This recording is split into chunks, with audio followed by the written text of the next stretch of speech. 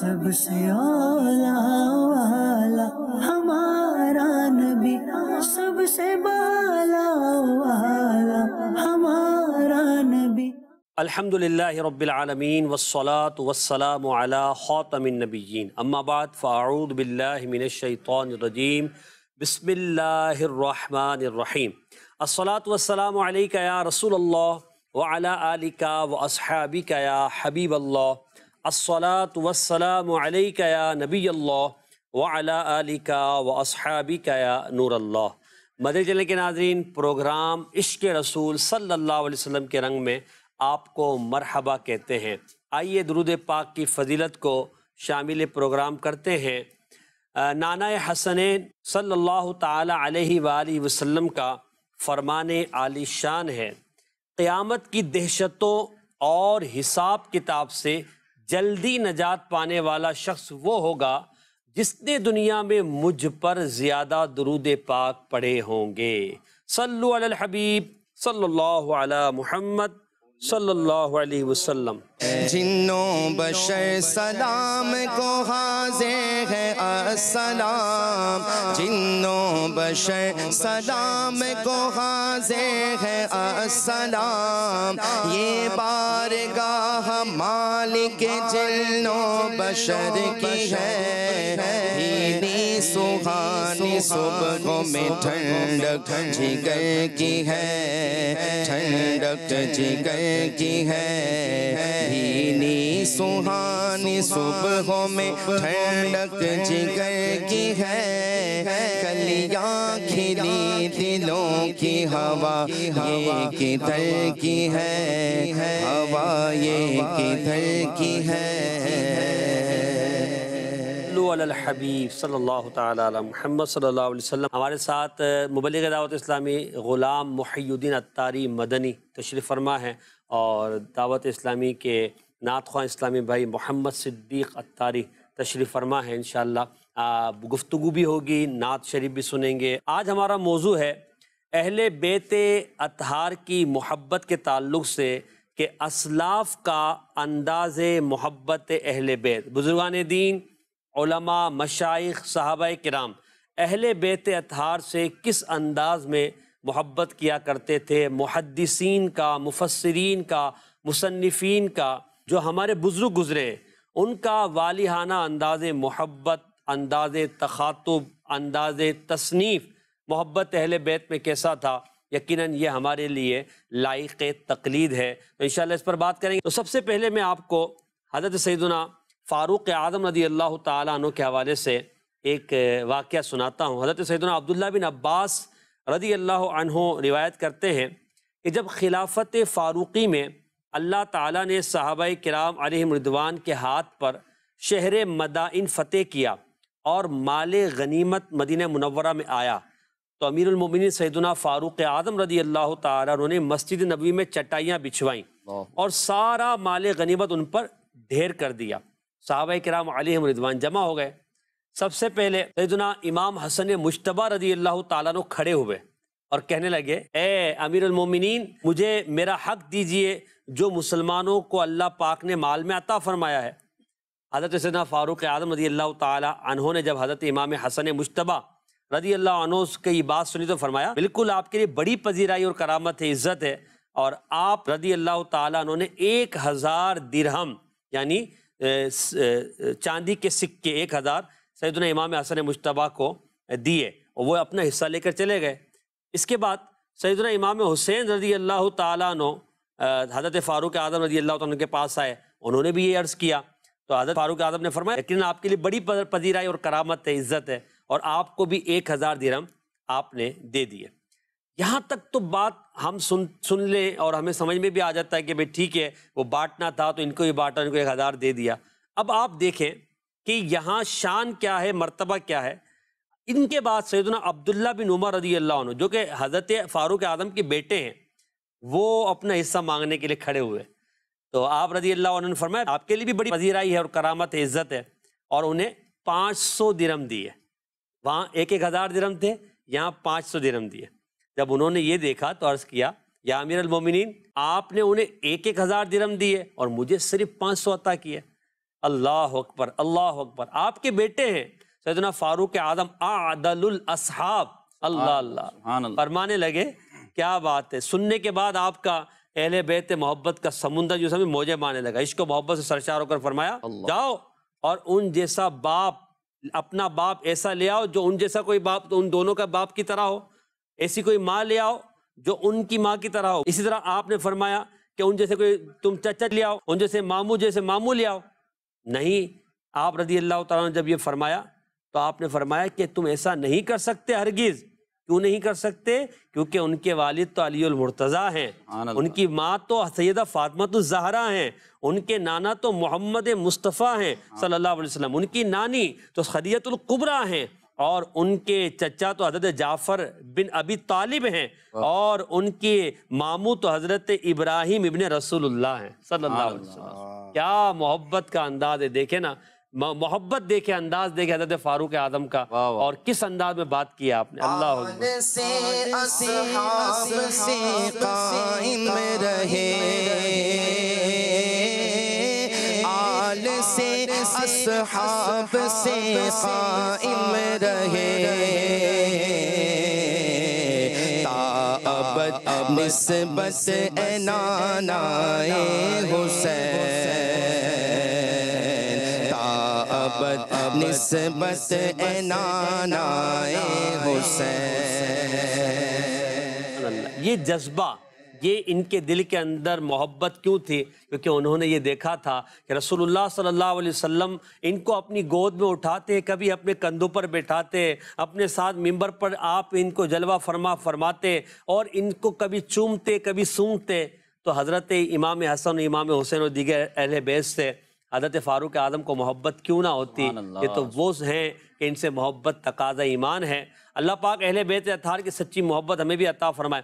اسلاف کا انداز محبت ہمارے لیے لائق تقلید ہے. ہم تقلید کریں ان کی، ہم ان کی پیروی کریں اور اہل بیت اطہار سے محبت کریں. انہوں نے اپنی اولاد پر اہل بیت اطہار کو ترجیح دی، حسنین کریمین کو ترجیح دی. کیا شان ہے. اللہ پاک بس ہمیں بھی یہ جذبہ عطا فرمائے، اور ہم سب کچھ اپنے پیارے آقا علیہ الصلوۃ والسلام، آپ کی آل، آپ کے اصحاب کے نام پر قربان کرنے کے لیے تیار ہو جائیں. آمین بجائے خاتم النبیین صلی اللہ تعالی علیہ وسلم. غلام محی الدین بھائی، آپ کی طرف آتا ہوں. فاروق اعظم کا واقعہ میں نے سنایا. یقیناً عاشق اکبر تو عشق میں بھی اکبر ہے نا، اور ان کا انداز اور اہل بیت سے محبت. تو میں چاہوں گا کہ عاشق اکبر سیدنا صدیق اکبر کا انداز محبت اہل بیت کے ساتھ یہ ذکر فرمایا. بسم اللہ الرحمن الرحیم. اہل بیت سے محبت ہر مومن کے لیے، ہر مسلمان کے لیے لازم ہے، کیونکہ اللہ تبارک و تعالیٰ نے خود اپنے پاک کلام میں جگہ بجگہ نبی پاک صلی اللہ علیہ وسلم کے اہل بیت کی تعریف بیان فرمائی. واہ واہ. پھر خود نبی پاک صلی اللہ علیہ وسلم نے ان سے محبت کرنے کا حکم ارشاد فرمایا. تو یہ کیسے ہو سکتا ہے کہ صحابہ کرام علیہم رضوان اہل بیت اطہار سے محبت کا دم نہ بھریں؟ جی. بلکہ حقیقت یہ ہے کہ اگر آج دنیا میں مسلمان اہل بیت سے محبت کرتے ہیں تو یہ صحابہ کرام علیہم رضوان کا صدقہ ہے. بالکل. صحابہ کرام نے ہی ہمیں محبت کرنا سکھائی ہے. ہم کیا محبت کر سکتے ہیں، کیا محبت کا دعویٰ کر سکتے ہیں؟ اصل محبت اہل بیت سے تو کی صحابہ نے. صحابہ کرام علیہم رضوان میں جو سرخیل صحابہ ہیں، صحابہ کے سردار ہیں سیدنا صدیق اکبر رضی اللہ تعالیٰ عنہ. آپ ارشاد فرماتے ہیں کہ مجھے نبی پاک صلی اللہ علیہ وسلم کے قرابت دار، حضور کے رشتہ دار، حضور کے اہل بیت اپنے اہل بیت سے زیادہ محبوب ہے. واہ واہ. میں ان سے کوئی نیکی کروں، ان کے ساتھ صلہ رحمی کروں، یہ مجھے بہت زیادہ پسند ہے بنسبت اس کے کہ میں اپنے گھر والوں کے ساتھ نیکی کروں. کیا بات. یعنی اہل بیت کو ہر جگہ ترجیح ہے.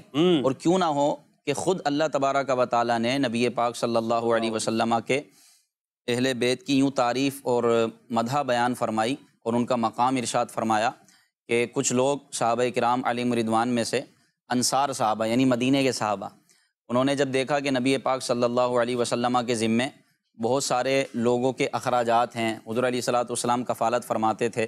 یعنی جب مدینے میں تشریف لائے تو اصحاب صفہ کے سارے انتظامات اور سارے اخراجات حضور علیہ الصلوۃ والسلام کے سپرد تھے. پھر دیگر یتیموں، بیواؤں اور بے سہارا لوگوں کی مدد نبی پاک صلی اللہ علیہ وسلم فرماتے تھے، صحابہ کرام کو حکم دیتے. تو انصار صحابہ، مدینے کے صحابہ جو تھے، انہوں نے دیکھا کہ نبی پاک صلی اللہ علیہ وسلم کے اوپر بہت سارے اخراجات ہیں، تو وہ سب اپنا اپنا مال لے کر حضور کی بارگاہ میں حاضر ہو گئے واہ واہ، اور عرض کی یا رسول اللہ صلی اللہ علیہ وسلم، آپ کے صدقے اللہ نے ہمیں گمراہی سے نجات دی، اللہ، ہم زمانے جاہلیت میں تھے، ہم نہ جانے کہاں ہوتے، اللہ نے آپ کے ذریعے ہمیں کفر و شرک کی غلاظتوں سے نکالا اور اللہ تعالیٰ نے ہدایت عطا فرمائی، یہ ہمارا مال ہے، آپ اس کو قبول فرمائیں۔ تو نبی پاک صلی اللہ علیہ وسلم پر یہ آیت مبارکہ نازل ہوئی، قُل لا اسألکم علیہ اجرا الا المودۃ فی القربیٰ، فرمایا کہ محبوب فرما دیجئے کہ میں تم سے اس پر کوئی اجرت کا سوال نہیں کرتا، کسی قسم کا تقاضا نہیں کرتا سوائے اہل بیت کی محبت، سبحان اللہ، سوائے اپنے رشتہ داروں کی محبت کے۔ تو یہی وجہ تھی کہ صحابہ کرام علیہم رضوان سب سے بڑھ کر اہل بیت سے محبت کرتے تھے۔ اللہ اکبر، حضرت صدیق اکبر رضی اللہ تعالیٰ عنہ کا عمل ہمارے سامنے ہے کہ آپ نماز پڑھاتے ہیں مسلمانوں کو، نماز عصر، اور اس کے بعد آپ باہر تشریف لے جاتے ہیں، مولا علی بھی آپ کے ساتھ ہیں، آپ باہر تشریف لے جاتے ہیں، دیکھتے ہیں کہ امام حسن ابھی چھوٹے ہیں اور بچوں کے ساتھ کھیل رہے ہیں، تو آپ امام حسن کو پیار کرتے ہیں اور اپنے کندھوں پہ سوار کر لیتے ہیں اللہ اور اللہ، بہت دور تک چلے جاتے ہیں، واہ، کیونکہ انہوں نے نبی پاک صلی اللہ علیہ وسلم کو دیکھا تھا کہ نبی پاک صلی اللہ علیہ وسلم امام حسن کو اپنے کندھوں پر بٹھا کے سبحان اللہ، باہر تشریف لا رہے ہیں۔ حضرت عباس رضی اللہ تعالیٰ عنہ جو حضور کے سگے چچا ہیں، حضور کے قرابت دار ہیں، رشتہ دار ہیں، ان کے بارے میں آتا ہے کہ جب حضرت سیدنا صدیق اکبر رضی اللہ تعالیٰ عنہ کے سامنے حضرت عباس رضی اللہ تعالیٰ عنہ آتے تھے، آپ کھڑے ہو جایا کرتے، اللہ اکبر، یہاں تک کہ جب رسول اللہ کی بارگاہ میں حضرت عباس رضی اللہ تعالیٰ عنہ آتے، حضور کے 4 یار بیٹھے ہوتے، صحابہ کرام بیٹھے ہوتے، سب سے پہلے اگر کوئی جگہ چھوڑتا حضرت عباس رضی اللہ تعالیٰ عنہ کے لیے ادب اور تعظیم کے لیے، اپنی جگہ پر جن کو بٹھاتے وہ سیدنا صدیق اکبر رضی اللہ، سبحان یعنی اللہ، اپنی جگہ سے کھڑے ہوتے اور حضرت عباس کو بٹھاتے اپنی جگہ۔ واہ واہ تو واہ، یہ اہل بیت سے محبت کا انداز تھا کیا سیدنا بات، صدیق کیا اکبر رضی بات، اللہ تعالیٰ عنہ۔ جن کا جنت سے جوڑا منگایا گیا، جن کو دوش نبی پر بٹھایا گیا، جن کو دوش نبی پر بٹھایا گیا، جس نے نانا کا وعدہ وفا کر دیا، اس حسین ابن حیدر پہ لاکھوں سلام، میرے حسین تجھے سلام، میرے حسین تجھے سلام۔ صدیق اکبر رضی اللہ تعالیٰ عنہ انبیاء کے بعد سب سے افضل ہستی اور قطعی جنتی، اور صحابہ کرام آپ کے مرتبے کو جانتے ہیں، امت کے میں سب سے افضل و اعلیٰ، اور یوں کہیے کہ ان کو کیا نہیں ملا مگر انہوں نے اپنے عمل سے اہل بیت کی محبت، اہل بیت کا ادب، اہل بیت اطہار کے ساتھ حسن سلوک کا ہمیں طریقہ بتایا۔ یقیناً ہمارے لیے سیکھنے کا اس میں ذریعہ ہے کہ ہم صدیق اکبر رضی اللہ تعالیٰ کے اس انداز سے محبت اہل بیت اپنے دل کے اندر مزید بڑھائیں۔ انشاءاللہ فاروق اعظم، عثمان غنی رضی اللہ تعالیٰ عنہ اور بزرگان دین ہیں، ان کے بھی واقعات ہم سنیں گے۔ کچھ کالز ہم مدنی چینل کے ناظرین کی شامل کرتے ہیں۔ جی تو میرا سوال یہ ہے کہ اہل بیت کی محبت کے تقاضے کیا ہیں؟ جواب ارشاد فرما دیں۔ اہل بیت کی محبت کے تقاضے کیا ہیں، انشاءاللہ اس پر عرض کرتے ہیں۔ ایک اور کال دیجیے گا۔ آپ حضرات جس بزم کو سجائے بیٹھے ہیں، اس میں اگر امام حسین کے فضائل بھی بیان ہو جائیں تو بہت اچھا ہوگا۔ کیا بات ہے، بالکل اس بزم میں فضائل امام حسین بیان ہونے چاہیے۔ چلیں آپ کے سوال پر کچھ عرض کیے دیتا ہوں، اور ان کی فضیلت تو کے لیے یہی کافی کہ تو حضور علیہ الصلوۃ والسلام کے نواسے ہیں، اس سے بڑی فضیلت ان کے لیے کیا ہوگی؟ یعنی نبی پاک علیہ الصلوۃ والسلام کی شہزادی کونین، سیدہ کائنات، طیبہ، طاہرہ، عابدہ، زاہدہ، راقعہ، ساجدہ، عالمہ، سیدہ فاطمۃ الزہرا رضی اللہ تعالی عنہا کے بیٹے ہیں، علی المرتضیٰ رضی اللہ تعالی عنہ کے شہزادے ہیں، ان کے لیے یہی کافی ہے۔ ان کے فضائل کی تو کیا شان ہے، سنیے ذرا۔ نبی کریم علیہ الصلوۃ والسلام نے ارشاد فرمایا، حسین مجھ سے ہے اور میں حسین سے ہوں، اور جو حسین سے محبت کرے اللہ پاک اس سے محبت فرماتا ہے۔ کتنی بڑی فضیلت ہے، حضور کی محبت، پھر حضور صلی اللہ علیہ وسلم کا ان کو یہ کہنا کہ وہ مجھ سے ہیں، میں ان سے ہوں، اور ان کی محبت کی وجہ سے اللہ پاک کا محبت فرمانا، پیار فرمانا، یہ کمال ہے نا۔ آئیے دوسری حدیث پاک سنتے ہیں۔ نبی کریم علیہ الصلوۃ والسلام نے فرمایا، حسن و حسین سے جس نے محبت کی، حسن و حسین سے جس نے محبت کی، اس نے مجھ سے محبت کی، اور جس نے ان سے دشمنی رکھی اس نے مجھ سے دشمنی رکھی۔ ہمیں الحمدللہ حسنین کریمین سے پیار ہے، حضرت حسن سے پیار ہے، حضرت حسین سے پیار ہے، سیدہ فاطمہ سے پیار ہے، مولا علی سے پیار ہے، حضور کی تمام آل سے پیار ہے، حضور کی تمام ازواج ہمارے سر کی تاج ہیں، اصحاب سے محبت ہے، اور انشاءاللہ ہمارا بیڑا پار ہے۔ بخاری شریف کی روایت سنیں، نبی پاک صلی اللہ علیہ وسلم نے فرمایا کہ دنیا میں یہ حسن حسین میرے دو پھول ہیں۔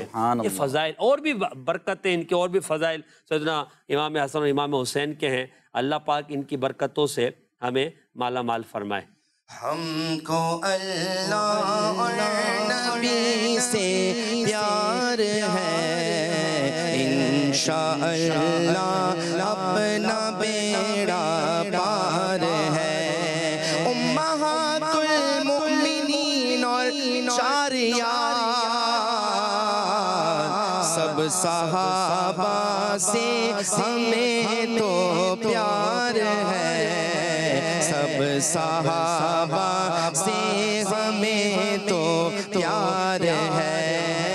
ہم کو اہل بیت سے بھی پیار ہے، انشاءاللہ اپنا بیڑا پار ہے۔ یہاں غلام الدین میں پہلے جو کالر کا سوال تھا، اہل بیت اطہار کی محبت کے تقاضے کیا ہیں؟ کیا کہتے ہیں اس زمانے میں محبت اہل بیت کے تقاضے، اور کس طرح لگے کہ ہم محبت اہل بیت کے علم بردار ہیں؟ سبحان اللہ۔ محبت اہل بیت کے تقاضے، سب سے بڑا تقاضا ان کی محبت کا یہ ہے کہ ہم ان کی تعلیمات پر عمل پیرا ہوں۔ سبحان اللہ۔ کہ نبی پاک صلی اللہ علیہ وسلم کے دین کی خاطر جس طرح انہوں نے قربانیاں دیں، اور واقعہ کربلا ہمارے سامنے ہے، تو اس سے ہمیں یہی میسیج ملتا ہے کہ ہم بھی دین کے لیے کچھ کریں، دین کو سیکھیں، دین کو سمجھیں، اور پھر دین پر عمل کریں، اور دین کے لیے دین کے کاموں میں اپنا حصہ ملائیں۔ تو یہی اہل بیت کا یوں سمجھے کہ میسیج ہے۔ وہ قرآن پڑھنے والے تھے، سجدے کرنے والے تھے، نمازیں پڑھنے والے تھے۔ پورا واقعہ کربلا ہے نا، اگر آپ اس کو ایک ایک پہلو کو اگر دیکھیں نا، تو یہ ہمارے لیے یوں سمجھیں کہ سیکھنے کے لیے ہمارے لیے اس میں بہت کچھ ہے۔ مطلب صبح جنگ ہونے والی ہے اور پتہ ہے کہ اب سامنے شہادت ہے، لیکن وہ کیسے لوگ تھے کہ ان کی نمازیں نہیں چھوٹ رہیں، قرآن پاک کی تلاوت ان کی زبانوں پر جاری ہے، صابر و شاکر ہیں، 3 دن کے بھوکے پیاسے ہیں، کوئی شکوہ شکایت نہیں ہے۔ تو یہ سارے ہمارے لیے میسیجز ہیں، تقاضے ہیں۔ اللہ پاک ہمیں عمل پیرا ہونے کی توفیق عطا فرمائے۔ ہمیں تو قرآن پڑھنا تک نہیں آتا، یعنی وہ اپنی شہادت کا وقت قریب ہے تو قرآن پاک کی تلاوت ان کے لبوں سے جاری ہے، اور وہ 3 دن کے بھوکے پیاسے ہونے کے باوجود اپنے رب تبارک و تعالیٰ کی رضا پر راضی ہیں۔ پھر ان کی زندگیاں دیکھ لیں آپ، ان کی زندگیوں میں نمازیں، کثرت سے سجدے، پھر سب سے بڑی بات نبی پاک صلی اللہ علیہ وسلم کی سنتوں کی اتباع، سنتوں کی پیروی۔ تو یہ ہمارے لیے جو ہے عمل کرنے کی چیزیں ہیں۔ اللہ پاک ہمیں نصیب کرے۔ دعوت اسلامی یہی چیزیں اہل بیت کی محبت کا دم بھرنے والوں کے لیے پیش کرتی ہے۔ اللہ پاک ہمیں ان باتوں پر عمل کرنے کی توفیق عطا فرمائے۔ آمین۔ ہر لٹانا جان دینا کوئی تجھ سے سیکھ جائے، ہر لٹانا جان دینا کوئی تجھ سے سیکھ جائے، جان عالم ہو فدا اے خاندان اہل بیت، جان عالم ہو فدا اے خاندان اہل بیت۔ سبحان اللہ۔ اور یہ اہل بیت کی محبت کتنی برکتیں دلاتی ہے، اور کیسے کیسے نصیب کھولتی ہے، بدبختوں کو بختور بناتی ہے، بد نصیبوں کو نصیب دار بنا دیتی ہے، اور کیسا نور عطا فرماتی ہے۔ ذرا ایک حکایت آپ کو سناتا ہوں۔ علامہ ابن حجر مکی رحمۃ اللہ تعالی علیہ نقل فرماتے ہیں صواعق المحرقہ میں اس حکایت کو، فرماتے ہیں کہ واقعہ کربلا کے بعد جب بدبخت یزیدی امام علی مقام حضرت امام حسین رضی اللہ تعالی عنہ کا سر مبارک نیزے پر بلند کیے ملک شام کی طرف لیے جا رہے تھے، راستے میں ایک نصرانی کا گرجا گھر عبادت گاہ آئی۔ اس راہب نے سر انور کو دیکھا تو اس بارے میں لوگوں سے پوچھا کہ یہ کس کا سر ہے؟ لوگوں نے بتایا کہ یہ نواسہ رسول جگر گوشائے بطول حضرت امام حسین رضی اللہ عنہ کا سر مبارک ہے۔ یہ سنتے ہی وہ راہب تڑپ گیا اور پلید یزیدیوں کے پاس جا کر بولا، تم برے لوگ ہو، کیا 10,000 اشرفیاں لے کر اس بات پر راضی ہو سکتے ہو کہ ایک رات یہ مبارک سر میرے پاس رہے؟ اللہ، یزیدی تو مال کے دیوانے اور مت والے اور بھوکے تھے، فوراً راضی ہو گئے۔ راہب اگرچہ غیر مسلم تھا، البتہ اس نے سر انور کا خوب ادب کیا، اسے غسل دیا، خوشبو لگائی اور رات بھر اپنی گود میں رکھ کر دیکھتا رہا۔ اس نے سر انور سے ایک نور آسمان کی طرف بلند ہوتا دیکھا۔ سر مبارک کی یہ کرامت دیکھ کر راہب کا دل پگھل گیا۔ سر انور سے ابھرتے ہوئے نور نے راہب کا سینہ روشن کر دیا۔ اس نے یہ رات روتے ہوئے گزاری اور صبح کو کلمہ پڑھ کر مسلمان ہو گیا۔ سبحان اللہ۔ یہ خوش بخت راہب جو اب کلمہ پڑھ کر نانا حسنین رحمت کونین صلی اللہ علیہ وسلم کا غلام بن چکا تھا، اس نے اپنا گرجا اور تمام ساز و سامان چھوڑا اور باقی زندگی خدمت اہل بیت میں گزار دی۔ سبحان کیا انعام ملا ہے ادب اہل بیت کا، محبت اہل بیت کا، کہ بے ایمان کو ایمان کی دولت مل گئی، اسلام کا نور مل گیا۔ اب بتائیں اس سے بڑا انعام کیا ہوگا کہ جہنمی جنتی بن گیا نا، جنت کی راہ پر آ گیا۔ جنت میں صرف مسلمان ہی جائیں گے۔ اللہ پاک نے اسے ادب اہل بیت کی برکت سے ایمان کی دولت عطا فرمائے۔ یقیناً محبت اہل بیت، ادب اہل بیت جس کے دل میں ہوتا ہے وہ دنیا میں بھی سرخرو ہے، وہ آخرت میں بھی انشاءاللہ بختور اور اللہ کی رحمتیں پائے گا اور اللہ کی رحمت سے جنت کی آسائشوں میں رہے گا۔ اس لیے اہل بیت اطہار کی سچی محبت ہمارے دلوں کے اندر ہونی چاہیے۔ غلام محی الدین بھائی، بات حضرت صدیق اکبر کی آپ نے کی تو فاروق اعظم کا واقعہ بھی میں نے سنایا، مزید آپ ہمارے جو خلفائے راشدین ہیں ان کے ادب کے حوالے سے اہل بیت کے کوئی ذکر فرمائیں۔ سیدنا صدیق اکبر رضی اللہ تعالیٰ عنہ کے بعد فاروق اعظم رضی اللہ تعالیٰ عنہ کا زمانہ آتا ہے۔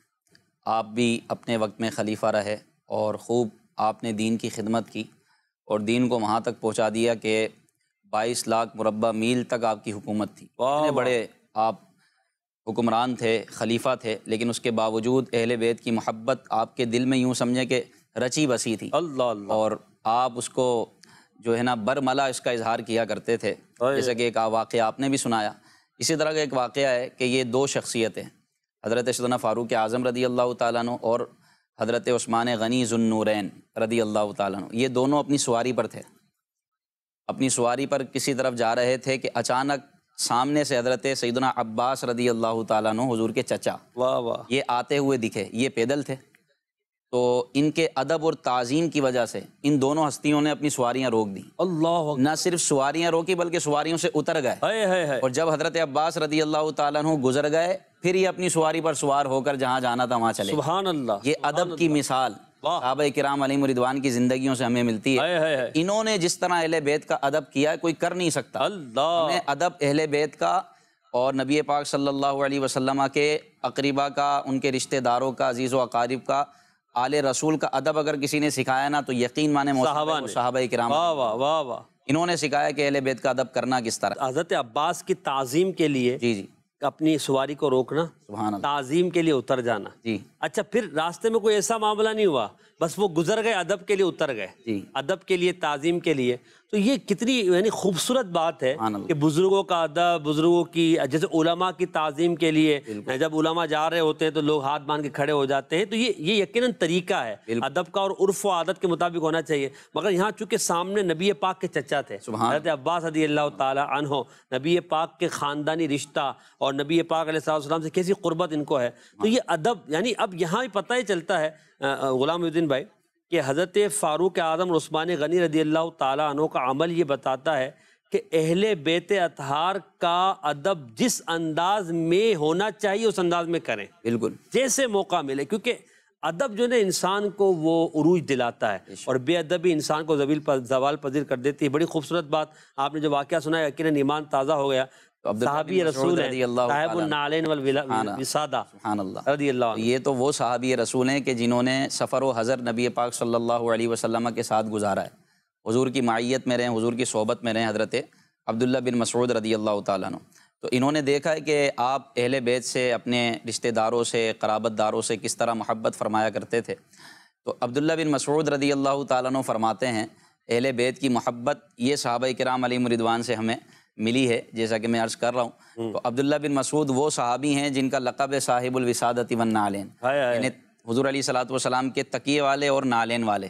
ایک ہاتھ میں ان کے حضور کا تکیہ ہوتا تھا، جب حضور کہیں آرام فرمانا چاہتے تو آپ تکیہ پیش کرتے، اور جب حضور علیہ السلام کہیں سفر کا ارادہ فرماتے تو آپ نالین پیش کرتے۔ ان کا لقب ہی ہو گیا صاحب الوسادۃ والنعلین۔ اور امت کے بہترین صحابی، یعنی صحابہ کرام تو سارے بہترین، لیکن فقیہ صحابی حضرت امام اعظم ابو حنیفہ ان کے قول کو لیتے ہیں، یعنی جہاں پر عبداللہ بن مسعود کا قول آ جائے وہاں امام اعظم اپنی بات ختم کر دیتے ہیں۔ عبداللہ بن مسعود رضی اللہ تعالیٰ عنہ فرماتے ہیں، اہل بیت کی محبت بیان فرما رہے ہیں، آپ فرماتے ہیں کہ آل رسول کی ایک دن کی محبت 1 سال کی عبادت سے بہتر ہے۔ اللہ اکبر، اللہ، 1 سال کی عبادت سے بہتر ہے۔ آپ یہ دیکھیں ان کے دل میں کتنی محبت ہوگی، اور انہوں نے کس طرح اہل بیت کی محبت کو جو ہے نا برسرے عام برملا اس کا اظہار کیا کہ ان کی ایک دن کی محبت 1 سال کی عبادت سے بہتر ہے۔ اللہ اکبر، اللہ ایک تو انداز محبت، جوش محبت، اور لوگوں کو ترغیب دلانا، اس طرف مائل کرنا کہ محبت اہل بیت دل کے اندر بسائیں۔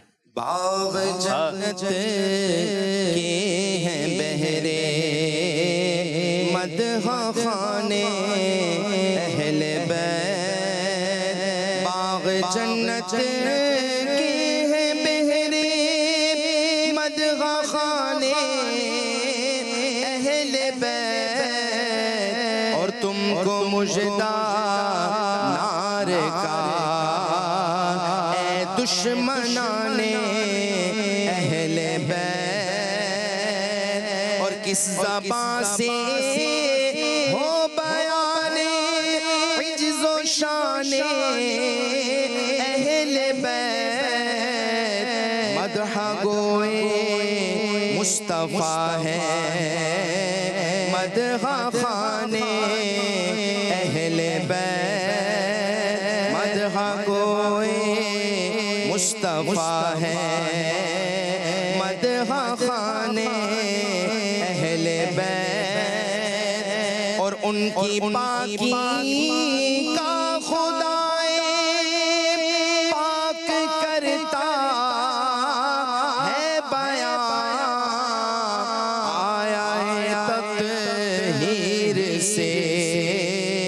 ظاہر ہے شان اہل بیت، آیا تطہیر سے ظاہر ہے شان اہل بیت۔ کال دیجیے گا۔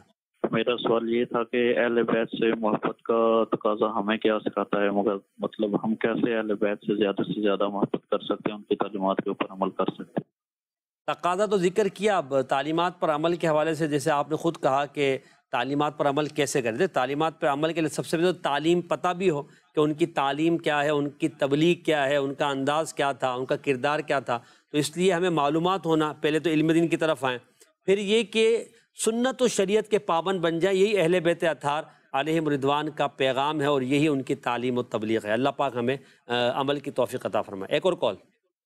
میرا سوال یہ ہے کہ ہم واقعہ کربلا کو سنتے تو ہیں، مگر ہمیں اس سے کیا سبق لینا چاہیے؟ جواب ارشاد فرمائیں، جزاک اللہ خیرا۔ اللہ اللہ، علماء نے اس پر پورے بیانات بھی کیے ہیں، کتابیں بھی لکھی ہیں کہ واقعہ کربلا کے اسباق کیا ہیں، ان سے ہمیں کیا سیکھنے کو ملتا ہے۔ چند باتیں ہیں، ایک تو استقامت فی الدین، حق پروری، لوگوں کے یعنی حق کا بیان کرنا، دین متین پر عمل کرنا، اور اللہ پاک کی رضا پر راضی رہنا، صبر کرنا، یہ واقعہ کربلا کے پیغام ہیں۔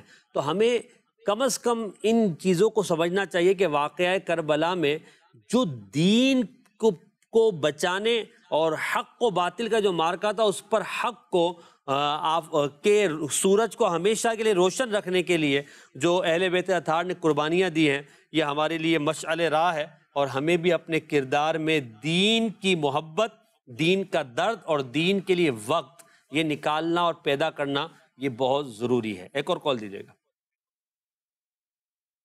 امام اہل سنت نے اہل بیت کی شان میں جو اشعار کہے ہیں کچھ اس میں سے سنا دیں، جزاک اللہ خیرہ۔ امام اہل سنت نے اشعار نعت خواں اسلامیہ کو اگر یاد ہو کچھ دیکھ لیں اگر مل جائے تو۔ کیا بات رضا اس چمنستان کرم کی، کیا بات، زہرا ہے کلی جس میں حسن اور حسین۔ کیا بات رضا اس چمنستان کرم کی، کیا بات رضا اس چمنستان کرم کی،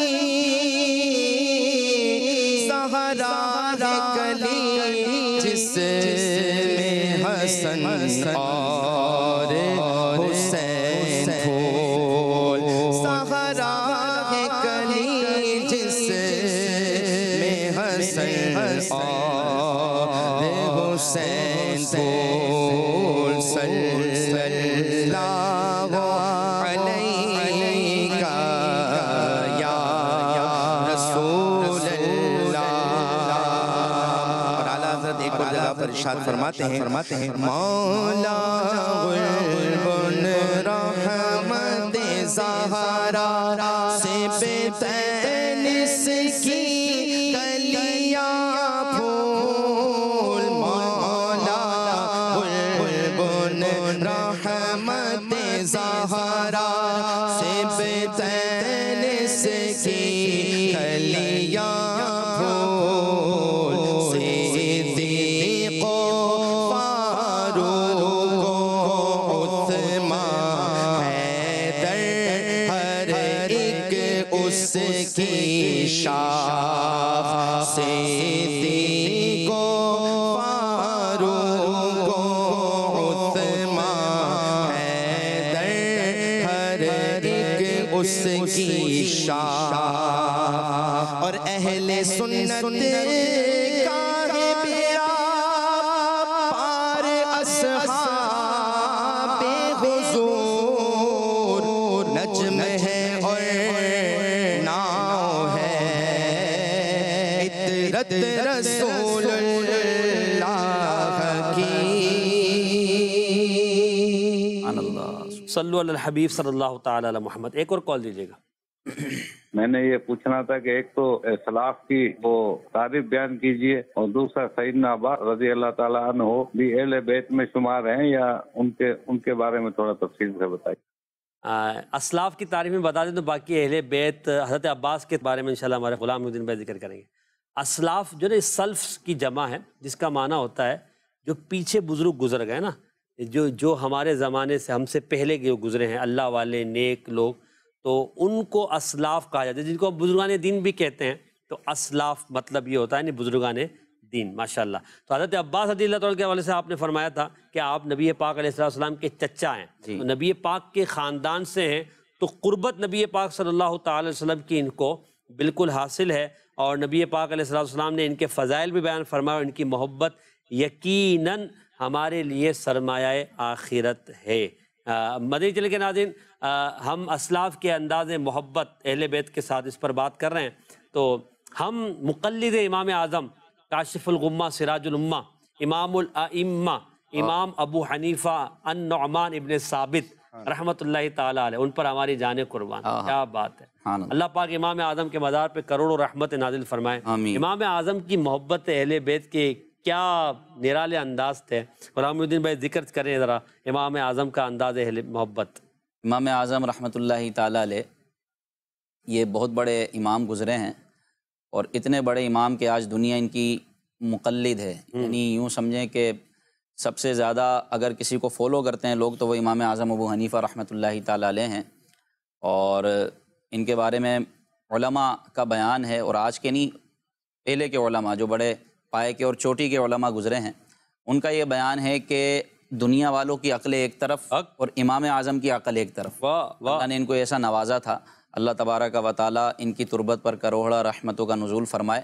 یہ خود اہل بیت کے چشم و چراغ حضرت سیدنا امام جعفر صادق رضی اللہ تعالیٰ عنہ کی بارگاہ میں حاضر ہوئے، سبحان اللہ، اور ان سے 2 سال تک باقاعدہ علم حاصل کیا، اور جو کچھ انہوں نے حاصل کیا اس کو اس طرح بیان فرمایا، اگر یہ 2 سال امام جعفر صادق رحمۃ اللہ تعالیٰ علیہ کی بارگاہ میں نہ گزارے ہوتے تو نعمان یعنی ابو حنیفہ ہلاک ہو جاتا۔ اللہ اللہ۔ تو ایک تو پھر ان کے ساتھ جو ادب کا ان کا معاملہ تھا کہ وہ سوال کرتے اور آپ کو جواب آتا، لیکن آپ ادب کی وجہ سے جواب نہیں دیتے۔ سبحان یعنی آپ یہ فرماتے ہیں کہ آپ سوال فرماتے تو مجھے اس کا جواب آتا تھا، لیکن میں ادب کی وجہ سے خاموش رہتا۔ اور بھی بہت سارے معاملات ہیں۔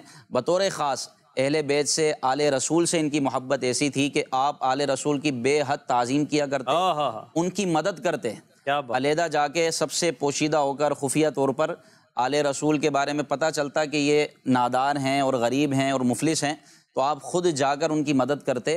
اسی طرح ایک مرتبہ آپ نے ایک آل رسول کی اس انداز میں مدد کی کہ کسی کو پتہ نہ چلا، اور 12,000 درہم ان کو نذرانہ پیش کیا۔ یہ امام اعظم کا انداز تھا، اور آپ برملا اپنی مجلسوں میں اپنے احباب میں، معتقدین میں آل رسول سے محبت کا اور اہل بیت اطہار سے الفت کا درس دیا کرتے اور ان کو ترغیب دلایا کرتے۔ کیا بات ہے۔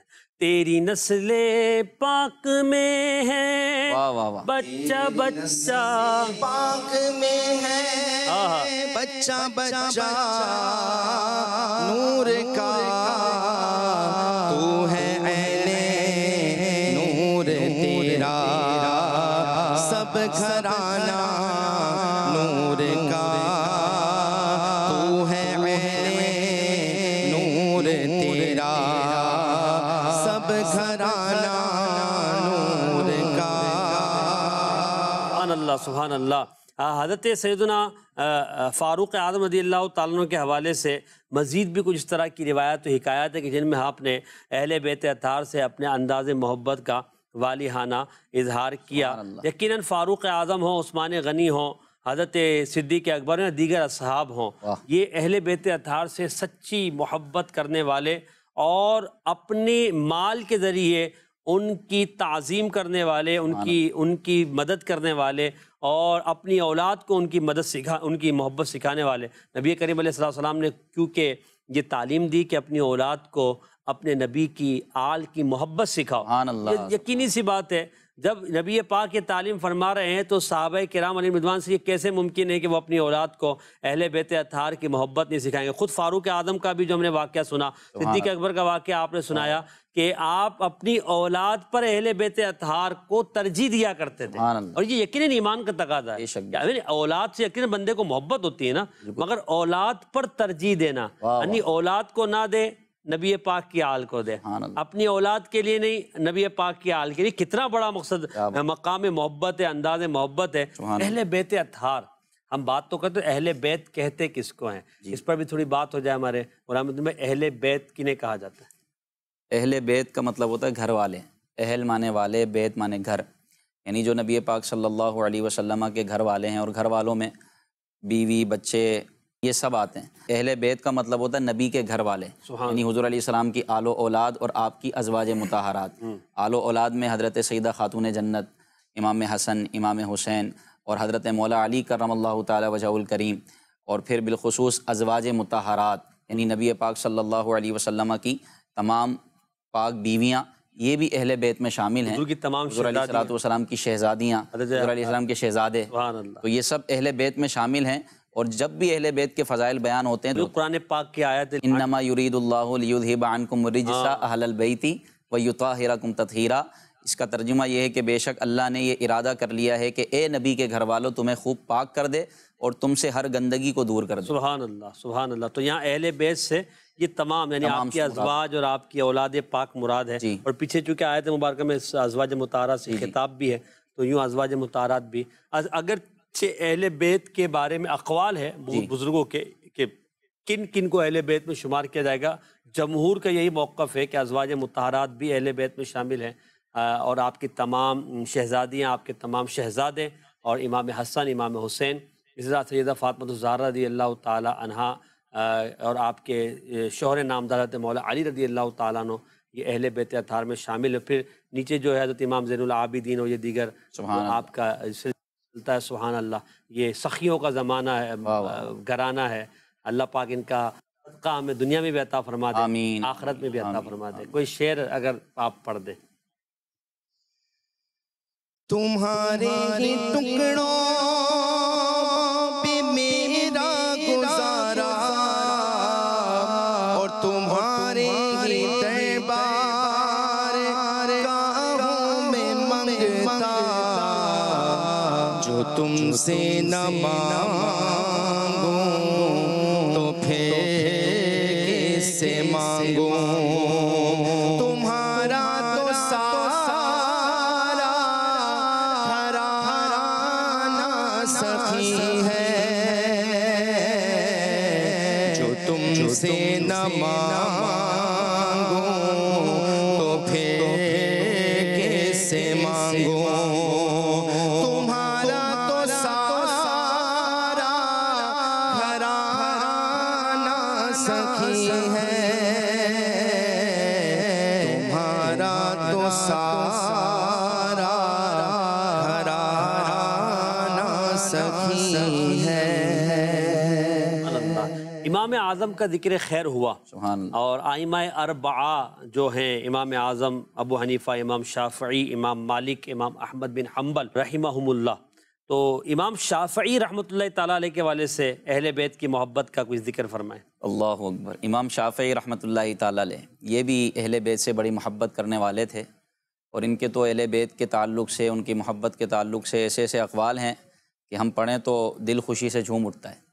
آپ فرماتے ہیں، میں ایک قول آپ کا ذکر کروں گا، آپ فرماتے ہیں کہ جب میں نے دیکھا کہ لوگ ہلاکت اور گمراہی کے سمندر میں غرق ہو رہے ہیں تو میں نے اللہ کا نام لیا اور میں نجات کے سفینے میں سوار ہو گیا۔ اللہ اللہ، نجات کی کشتی میں سوار ہو گیا۔ واہ واہ واہ۔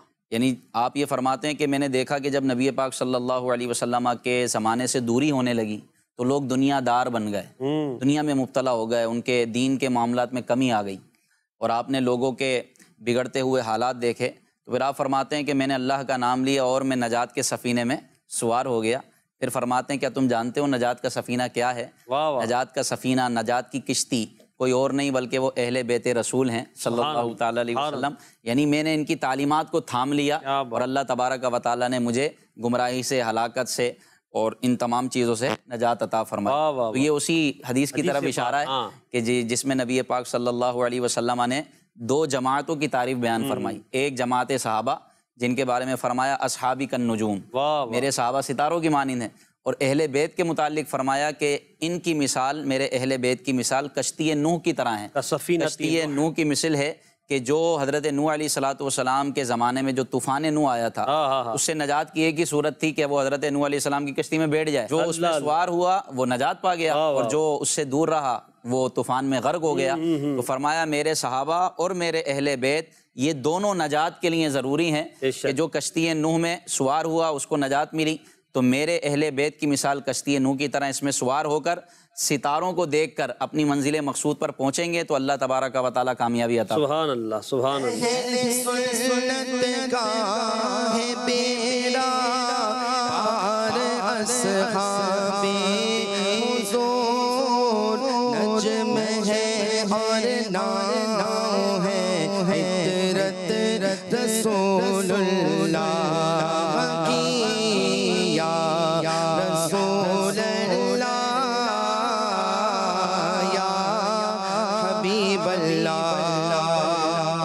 اور کتنی پیاری بات امام شافعی رحمۃ اللہ نے جو فرمائے نا کہ میں نے فتنوں کو دیکھا، لوگوں کے بگڑتے ہوئے حالات کو دیکھا، تو آج کل حالات کوئی اچھے تو نہیں ہے۔ بالکل، آج تو جتنا زمانہ نبوی سے لوگ دور ہوتے جا رہے ہیں ظاہری طور پر، تو یقیناً خرابیاں بڑھتی جا رہی ہیں، تو فتنوں کے دور ہیں۔ اور پھر نبی پاک علیہ السلام نے غیب کی خبر دیتے ہوئے ان فتنوں سے آگاہ بھی فرمایا کہ فتنے ہوں گے اور اس طرح ہوں گے کہ جیسے کہ وہ اونٹ کی کوہان سے چھڑی جو ہے گر جاتی ہے، عصا گر جاتا ہے، اس طرح تیزی سے فتنے بڑھیں گے۔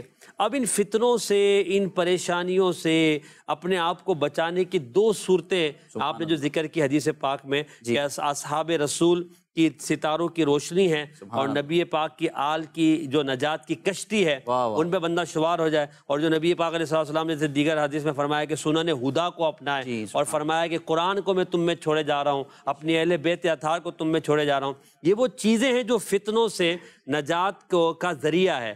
تو اب آج بھی ہم اگر اچھے انداز میں رہیں، ہماری کیفیات نہ بدلیں، ہمارا ایمان سلامت رہے، اور یہ یقیناً جن فتنوں کی ہم بات کر رہے ہیں وہ ایمان کے تعلق سے نا، گمراہی ہے، ارتداد ہے، بد مذہبی ہے، صحابہ کرام اہل بیت اطہار کے حوالے سے معاذ اللہ غلط عقیدے ہیں، تو ان عقیدوں سے، برائیوں سے اپنے آپ کو بچانا. تو صحابہ کرام اور اہل بیت اطہار دونوں کا آپ نے ذکر فرمایا کہ ان دونوں کو احادیث میں ذکر کیا گیا کہ ان کو تھام لے، اور یہی جو ہے وہ نجات کا ذریعہ ہے.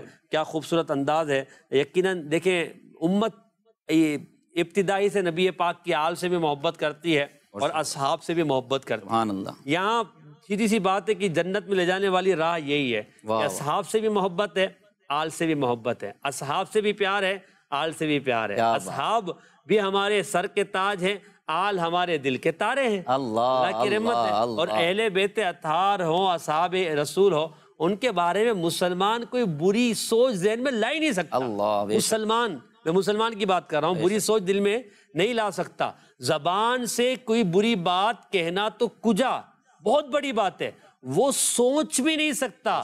صحابی رسول کے بارے میں، نبی پاک کی آل کے بارے میں، اہل بیت کے بارے میں کوئی بری بات، ارے بھائی ہم اپنے والد کے بارے میں کوئی بری بات سوچنا تو درک کیا، سوچنے کی بھی کوئی ہم ہے کیا ہمت ہم میں کہ ہم اپنے ابا جی کے بارے میں وہ بری بات سوچیں، اپنی زبان سے نکالیں. بلکہ کوئی اگر بری بات کہتا ہے تو ہم اسے سمجھاتے ہیں، اسے روکتے ہیں کہ نہیں میرے والد کے بارے میں بری بات نہیں کہو. تو صحابہ و اہل بیت تو بڑی عظمتوں والے ہیں، بڑی شان والے ہیں، یہ پاکیزہ نفوس ہیں، یہ پاکیزہ نفوس ہے. صحابہ کرام نے نبی پاک صلی اللہ علیہ وسلم کی صحبت سے فیض پایا، اور اہل بیت اطہار نے صحبت کے ساتھ ساتھ نبی پاک کے خاندان کا، حضور علیہ السلام کے جگر کا، نبی پاک علیہ السلام کے یوں سمجھیے کہ آپ کی قربت کا فیض بھی پایا. یہاں دونوں طرف نور ہی نور ہے، اور یہ نور انشاءاللہ ہمیں دنیا میں بھی آخرت میں بھی نجات دلائے گا.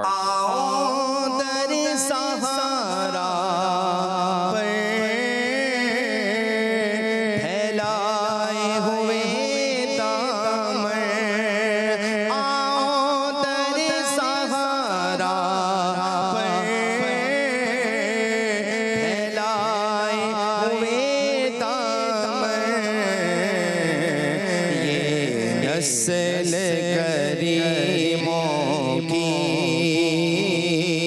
لجپال گھرانہ ہے، یہ نسل کریموں کی لجپال گھرانہ ہے. سبحان اللہ. امام شافعی کا ذکر آپ نے فرمایا، امام اعظم کا بھی ذکر ہو گیا، امام احمد بن حنبل رحمۃ اللہ تعالیٰ علیہ، ان کا بھی کوئی ذکر فرمایا نا. محبت اہل بیت کا ان کا انداز کیا تھا؟ سبحان اللہ. امام احمد بن حنبل رحمۃ اللہ تعالیٰ علیہ بہت بڑے امام گزرے ہیں، یعنی یہ ائمہ اربعہ، یہ چوٹی کے امام گزرے ہیں، اور یہ چاروں دنیا ان کی مقلد ہے. امام احمد بن حنبل رحمۃ اللہ تعالیٰ علیہ تو وہ ہیں کہ جن کو 10 لاکھ حدیثیں یاد تھیں، 10 لاکھ حدیثیں.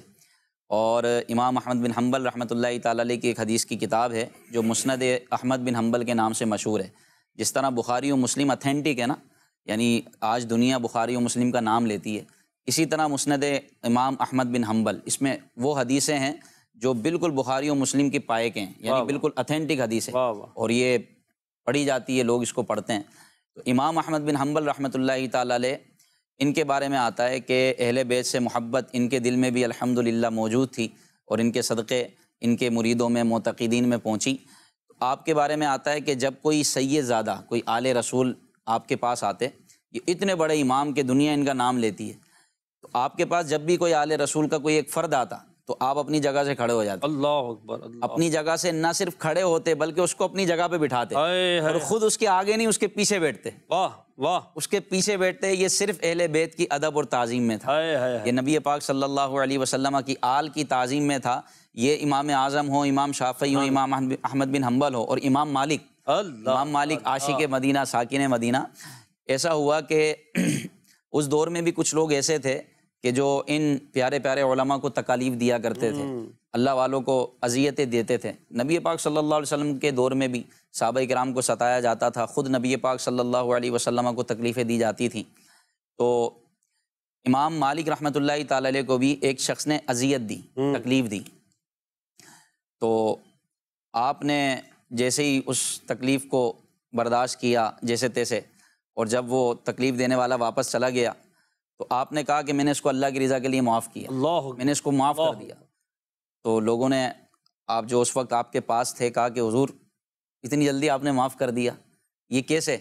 کہا کہ اس کا تعلق جو ہے نا وہ نبی پاک صلی اللہ علیہ وسلم کے خاندان سے ہے، یعنی یہ حضور کا بالکل قریبی ہے، حضور علیہ الصلوۃ والسلام کے مبارک خاندان سے اس کا کوئی تعلق ہے، تو اس تعلق کی بنا پر میں نے اس کو معاف کر دیا کہ کہیں ایسا نہ ہو کہ نبی پاک صلی اللہ علیہ وسلم مجھ سے ناراض ہو جائے۔ اصل وجہ کیا ہے؟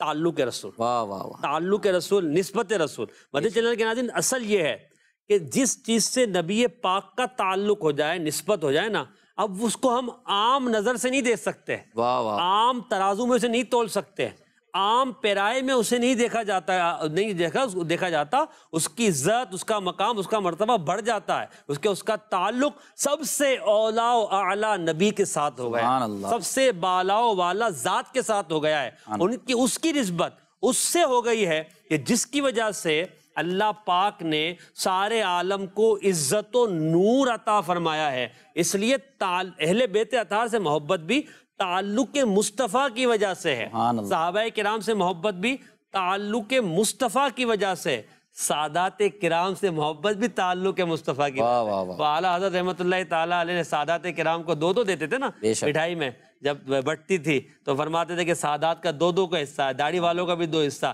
یہ سادات کا ادب ہے، احترام ہے۔ وجہ کیا ہے؟ 1450 سال کا عرصہ گزر گیا غلام محی الدین بھائی، 1450 سال کا عرصہ گزر گیا، اللہ پاک نے میرے آقا علیہ السلام کی نسل کو کیسی بقا عطا فرمائی کہ بدبخت نے کہا تھا نبی پاک کو معاذ اللہ کہ آپ معاذ اللہ منقطع نسل ہے، ابو لہب نے، مگر اللہ پاک نے فرمایا ان شانیک هو الابتر، بے شک آپ کا دشمن ہی ہر خیر سے محروم ہے۔ اور حضور کا چرچا تو بلند ہو رہا ہے اور انشاءاللہ بلند ہوتا رہے انشاءاللہ۔ ان دو کا صدقہ جن کو کہا میرے پھول ہیں، ان دو کا صدقہ جن کو کہا میرے پھول ہیں، کیجئے رضا حشر میں خندہ مثال گل، کیجئے رضا حشر میں خندہ مثال گل۔ غالباً یہ شعر ہے، اس کی کچھ وضاحت بھی فرما دینا اعلیٰ حضرت، یہاں خندہ سے کیا مراد ہے اور گل سے کیا مراد ہے؟ اعلیٰ حضرت پر تو ہم قربان، جو عقیدہ، جو محبت اہل بیت کی اعلیٰ حضرت نے ہمیں سکھائی ہے اشعار کے ذریعے، کہ آپ کا کلام تو الگ ہے، اشعار میں آپ محبت گھول گھول کر پلا رہے ہوتے ہیں، جام پلا رہے ہوتے ہیں۔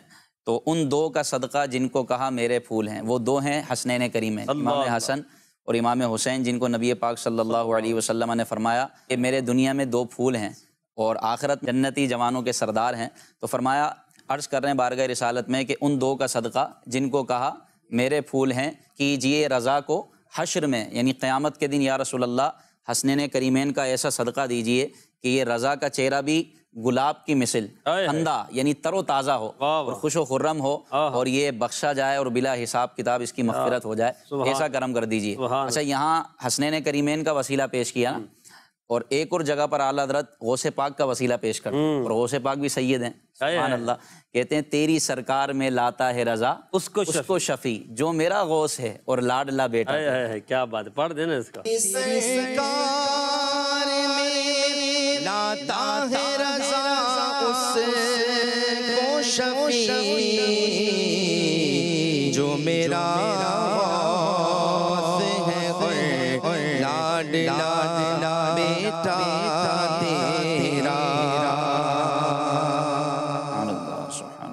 ہم بات کر رہے تھے اہل بیت اطہار کی محبت پر، ابھی اعلیٰ حضرت کا تذکرہ چلا ہے تو محبت اہل بیت میں تو اعلیٰ حضرت کی بات نہ ہو، سلسلہ پورا کیسے ہو سکتا ہے؟ کیا علوی فصل بطولی گلشن نبوی، علوی فصل بطولی گلشن حسنی پھول حسینی ہے مہمان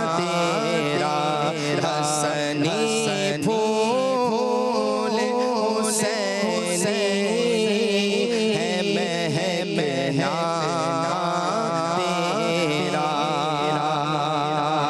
इसमें कैसी मोहब्बत है अहले बैत और नबी पाक के ख़ानदान से ताल्लुक़। नबवी मी यानी बारिश, ठीक है, और अलवी फसल यानी खेत, और फिर क्या है बतूली गुलशन, सुभान अल्लाह, बाग गुलिस्तान वो बतुल ज़ारा का है, सुभान अल्लाह, क्या बात है। जिसमें नबी पाक की भी बरकतें हैं, मौला अली की भी बरकतें हैं, सईदा कायनात फातिमा ज़हरा की भी बरकतें हैं। फिर क्या है हसनी फूल, हुसैनी है महकना तेरा, वाह वाह, महक हुसैन की है, वाह वाह। और फूल जो है वो हुस्न जो है हसन का है, कमाल है ना। ये किसके बारे में कह रहे हैं? गौस पाक खुद सजीद हैं, तो सादात किराम से हैं। बस आला हज़रत जब बात आए सादात की तो आला हज़रत तो फिर झूम जाते हैं ना, और झूम जाते हैं, झूमते भी हैं, जुमाते भी हैं। और यही बात हमने अमीर अहले सुन्नत में भी देखी। अमीर अहले सुन्नत दामद बरकातुहु आलिया सादात से मोहब्बत फरमाते हैं, अदब फरमाते हैं, बल्कि अदब का हमें हुक्म भी फरमाते हैं। और हमने देखा है कि सादात के हाथ चूमते हैं, सादात के हाथ चूमते हैं। जब पता चल जाए सादात में से हैं तो अदब के लिए खड़े हो जाते हैं। तो ये असल में अदब ताल्लुक़ रसूल का वही जिक्र में वापस आ गया, क्योंकि जब हम अहले बैत की बात करते हैं तो दरअसल हम असल की बात कर रहे हैं ना। नबी पाक अलैहिस्सलाम के ख़ानदान की तारीफ़ इसी तरह आला हज़रत रहमतुल्लाह अलैह के दीगर अशार में भी, फिर हम देखते हैं इसमें अमीर सुन्नत के अशार में भी हमें ये सदका यानी अहले बैत का सदका अमीर सुन्नत मांगते हैं, हसनैन करीमैन का सदका मांगते हैं, सहाबा किराम का सदका मांगते हैं, कई सईदा कायनात का सदका मांगते हैं, कई मौला अली का सदका मांगते हैं।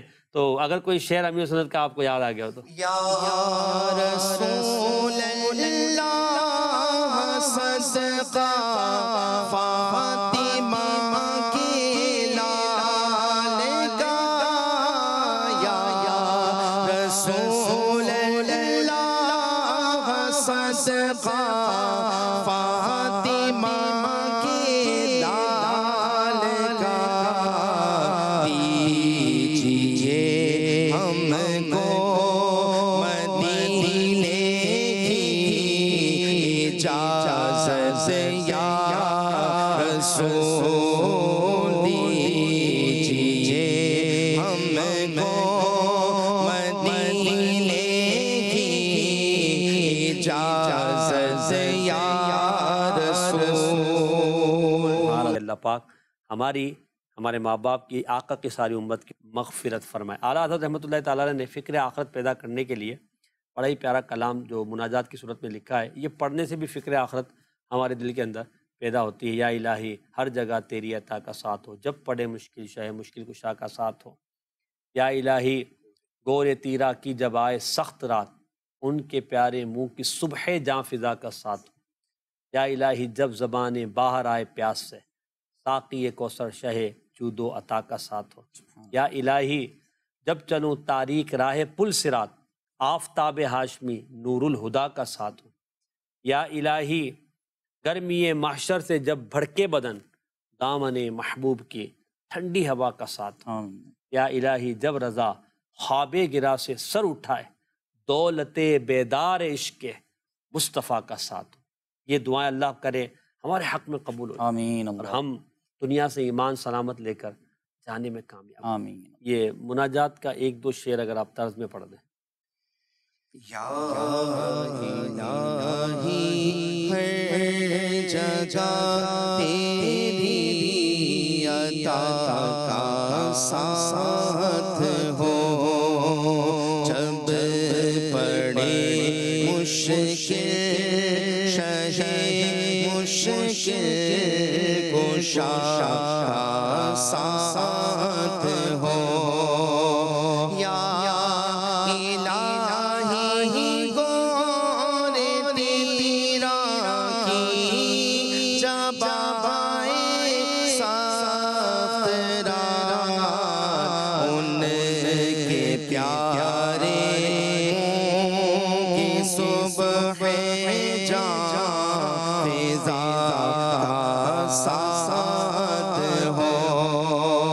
या इलाही जब सरे शमशीर पर चलना पड़े, रब सल्लिम